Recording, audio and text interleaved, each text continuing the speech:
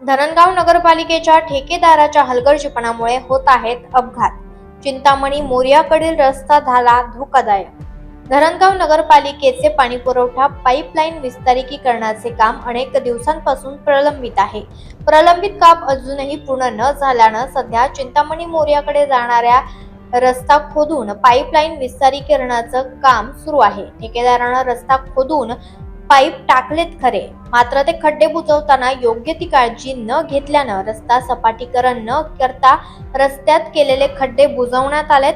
आबडधोबड काम केल्यानं रस्त्यावर दगडांचा खच जमला आहे. तसेच रस्ता सपाट न केल्यानं या रस्त्यावर चालणाऱ्या वाहनधारकांची तारंबळ उडत आहे. एकीकडे रस्ता खराब असताना दुसरीकडे मोठा नाला खोदून ठेवलेला आहे. या नाल्याचं देखील भर पावसाळ्यात खोलीकरण करून यावर नाला बांधकाम करण्याचं काम सुरू करण्यात आलं, मात्र ते देखील जशास तसं आहे. इकडे आड तिकडे विहीर अशी परिस्थिती या रस्त्याची झालेली आहे. सदर रस्त्यावर बालकवी ठोंबरे विद्यालय, श्री चिंतामणी मोरिया मंदिर, श्री स्वामी समर्थ केंद्र तसेच कॉलनी परिसरातील रहिवासी यांची मोठ्या प्रमाणावर वर्दळ असते.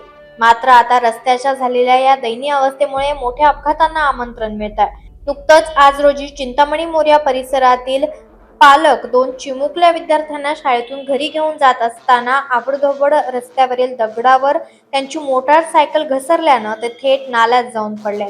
सुदैवानं त्यांना कोणतीही दुखापत झाली नाहीये, मात्र काही अनुचित प्रकार घडल्यास कोण जबाबदार राहील असा प्रश्न उपस्थित होत आहे.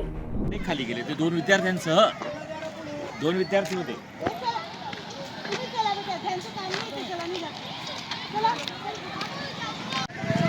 काय झालं? पत्रे होते ते का पोरं पुढे बच्चे, मग आता बच्च्याला उतर डायरेक्ट खाली उतरून गेली गाडी. लक्षात नाही येत ते, लक्षात येत नाही. आणि मग हे कामं पटापट झाले पाहिजे.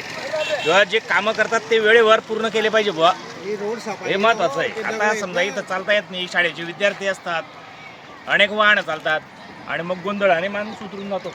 नवीन माणसाला काहीच कळत नाही. मग दुसरं काही की ना ते दगडामुळे ते दगड वाचळा गेलो तर डायरेक्ट खालती येऊन गेले. लोकनायक न्यूज करिता विनोद रोकडे, धरणगाव. लोकनायक न्यूज